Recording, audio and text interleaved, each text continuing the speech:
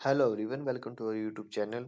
और इस वीडियो में हम भौतिक विज्ञान यानी फिजिक्स के क्वेश्चन पढ़ेंगे जो बार बार एग्जाम में पूछे जाते हैं। ठीक है, तो चलिए शुरू करते हैं। हमारे पास फर्स्ट क्वेश्चन है, गुरुत्वाकर्षण नियम की परिभाषा किसने दी थी? तो इसका आंसर रहेगा न्यूटन। ठीक है। सेकंड क्वेश्चन है, पवन की गति को मापने वाला उपकरण कौन सा है? तो इसका आंसर है अनीमोमीटर। अनीमोमीटर से हम पवन की वेलोसिटी यानी गति को मापते हैं। नेक्स्ट क्वेश्चन है, थर्ड क्वेश्चन है, निम्नलिखित में से किसका विमीय सूत्र आवेग के सूत्र के बराबर है?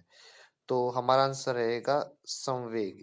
ये कैसे है? देखिए, आवेग किसके बराबर होता है? बल यानी फोर्स। फोर्स गुना टाइम के बराबर होता है। तो फोर्स होता है चेंज इन लीनियर मोमेंटम। तो ये मैंने फोर्स का फॉर्मूला लिख दिया, गुना में मैं टाइम कर रहा हूँ। ठीक है, तो ये क्या है? आवेग। तो टाइम से टाइम कैंसिल हो गया, तो ये जो बचा है वो क्या है? संवेग। तो हमारा जो आंसर दूसरा है वो सही है। ठीक है। फोर्थ क्वेश्चन है, निम्नलिखित में से कौन सा मूल परिमाण है? मूल परिमाण, ठीक है ना। तो परिमाण मतलब फंडामेंटल यूनिट। तो हमारे पास मूल परिमाण क्या है? समय है, दूरी है, द्रव्यमान है, ये सब क्या है? फंडामेंटल यूनिट है। बाकी की जो और यूनिट होती है वो इन्हीं से ड्राइव करते हैं। तो हमारा जो दूसरा ऑप्शन है वो सही है।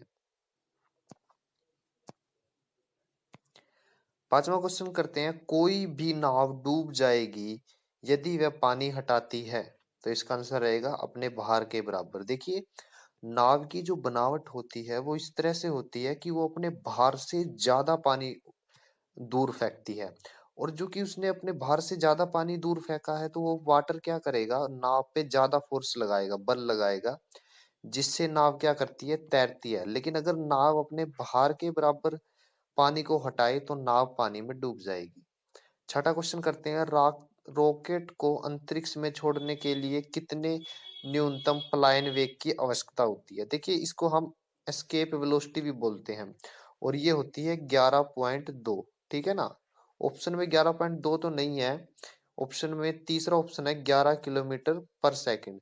तो यहाँ पे जो तीसरा ऑप्शन है वो सही है, बट एक्चुअल में 11.2 या इससे ज्यादा वेलोसिटी होती है, 11.2 किलोमीटर पर सेकंड, जिससे रॉकेट अंतरिक्ष में छोड़े जाते हैं। ठीक है।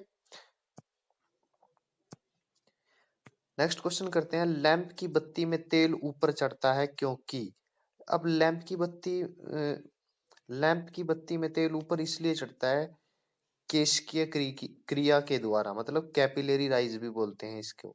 तो चौथा ऑप्शन जो है वो हमारा सही है। दाब बढ़ने से बर्फ का गलना क्या होगा? घटेगा।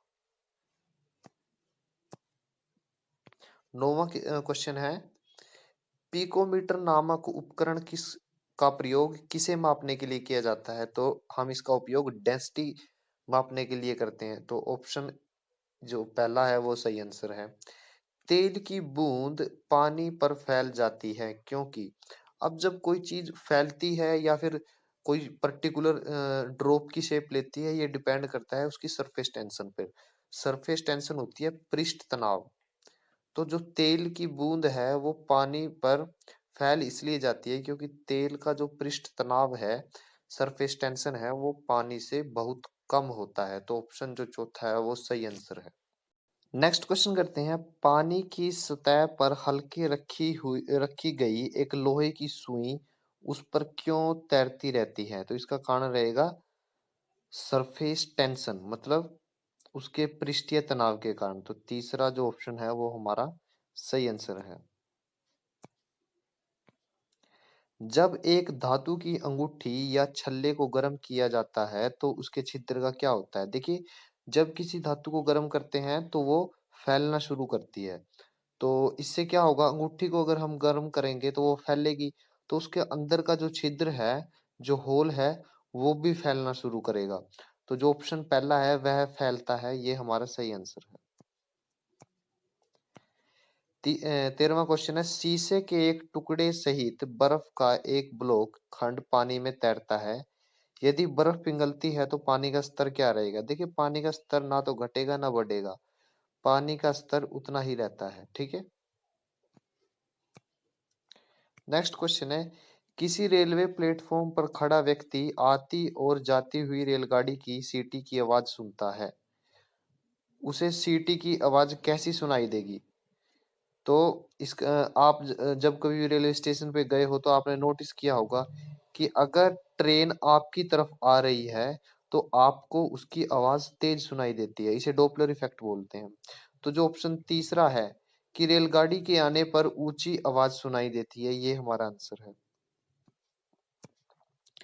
नेक्स्ट क्वेश्चन है, जब बर्फ के दो घनों यानी दो टुकड़ों को क्यूब्स को एक दूसरे के ऊपर दबाया जाता है तो उनके मिलकर एक हो जाने का कारण क्या है?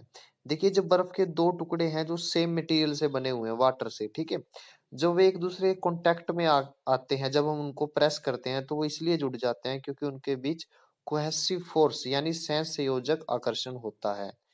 तो ऑप्शन जो चौथा है वो हमारा सही आंसर है। 16वां क्वेश्चन है, पानी के किसी द्रव्यमान को 0 से 10 सेंटीग्रेड तक गर्म करने से उसके आयतन में क्या होगा? देखिए, 4 डिग्री सेल्सियस पे जो डेंसिटी है वो मैक्सिमम होती है, और अगर डेंसिटी मैक्सिमम है तो आयतन मिनिमम रहेगा। तो 0 से 4 तो आयतन क्या होता है, घटता है, और 4 से 10 के बीच में आयतन क्या करेगा, बढ़ेगा। तो जो ऑप्शन चौथा है वो हमारा सही आंसर है कि घटने के बाद वृद्धि होने लगेगी। 17वां क्वेश्चन है, बॉल को लपकते समय एक क्रिकेट खिलाड़ी निम्नलिखित में से किसको कम करने के लिए अपने हाथ नीचे कर लेता है? तो इसका आंसर रहेगा इम्पल्स यानी आवेग। नेक्स्ट क्वेश्चन है, ऑटोमोबाइल यानी मोटर कारों में हाइड्रोलिक ब्रेकों के कार्यकरण वर्किंग पर निम्नलिखित में से कौन सा सिद्धांत नियम लागू करता है? तो हाइड्रोलिक ब्रेक्स एक नियम पे लागू होती है, उसको बोलते हैं पास्कल लॉ यानी पास्कल का नियम, ठीक है। तो जो तीसरा ऑप्शन है ये हमारा सही आंसर है। 19वां क्वेश्चन है, जब बस सहसा मुड़ती है तब बस में खड़ा व्यक्ति बाहर की ओर गिरता है, इसका क्या कारण है? देखिए, न्यूटन का फर्स्ट लॉ है लॉ ऑफ इनर्शिया, ठीक है ना, गति का जड़त्व। इसकी वजह से ये सारा जो प्रभाव है एक व्यक्ति महसूस करता है। तो ऑप्शन दूसरा है वो हमारा सही आंसर है। 20वां क्वेश्चन है, यदि वायु दाब मापी यंत्र यानी बैरोमीटर की रीडिंग अचानक तेजी से गिरने लग जाए तो इससे यह संकेत मिलता है कि मौसम। देखिए, प्रेशर जब कहीं पर भी प्रेशर एकदम से कम हो, प्रेशर कम का मतलब है वहां पे हवा नहीं है, हवा नहीं होगी तो वो जगह खाली होगी। खाली जगह में क्या करती है, आसपास की हवा है वो बड़ी तेजी से आती है ताकि वो खाली जगह को भरा जा सके, और तेज हवा को हम बोलते हैं तूफान। तो जब हमारा वायु दाब मापी यंत्र की रीडिंग अचानक से गिरती है तो अत्यधिक तूफान आते हैं, ठीक है। 21वां क्वेश्चन करते हैं, निम्नलिखित में से कौन सा नियम इस कथन को वैध ठहराता है कि द्रव का न तो सृजन किया जा सकता है और न ही विनाश? तो इसका आंसर रहेगा द्रव्यमान संरक्षण का नियम, तीसरा ऑप्शन। 22वां क्वेश्चन करते हैं, यदि किसी कण का वेग समय ग्राफ यानी y is equal to M T plus C द्वारा निरूपित हो तो कण चल रहा है एक समान त्वरण के कारण, उनका उसका एक्सेलरेशन है वो कांस्टेंट है, ठीक है ना। तीसरा ऑप्शन हमारा आंसर रहेगा।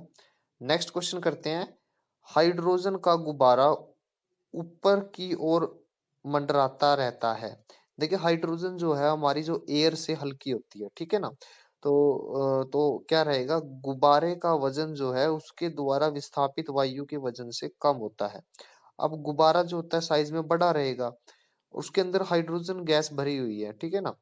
तो वो क्या करती है, जो जो गुब्बारे की जो शेप है उस शेप की वजह से जो हवा वहां पे होनी चाहिए थी उसकी जगह वो गुब्बारा है, लेकिन उसका जो भार है वो जो हवा उसने हटाई है उससे कम है, तो हवा नीचे रह जाती है और हाइड्रोजन का गुब्बारा ऊपर की ओर मंडराता है, ठीक है। तो हमारा जो तीसरा ऑप्शन है वो सही है। 24वां क्वेश्चन करते हैं, द्रव्यमान ऊर्जा संबंध किसका निष्कर्ष है? देखिए, अल्बर्ट आइंस्टाइन ने ये इक्वेशन दी है, E is equal to M C square. ठीक है, काफी फेमस इक्वेशन है। तो ये किसका निष्कर्ष है? तो ये है जर्नल थ्योरी ऑफ रिलेटिविटी, यानी सापेक्षता का सामान्य सिद्धांत। ठीक है ना, तो दूसरा ऑप्शन हमारा सही है। नेक्स्ट क्वेश्चन करते हैं, यदि किसी स्थान के तापमान में सहसा वृद्धि हो तो अपेक्षित आर्द्रता यानी रिलेटिव ह्यूमिडिटी पर क्या प्रभाव पड़ेगा? तो आंसर रहेगा कि रिलेटिव ह्यूमिडिटी घटती है, दूसरा ऑप्शन। ठीक है, अगर आपको हमारा वीडियो पसंद आया तो प्लीज इसे लाइक, शेयर और कमेंट जरूर करें। धन्यवाद।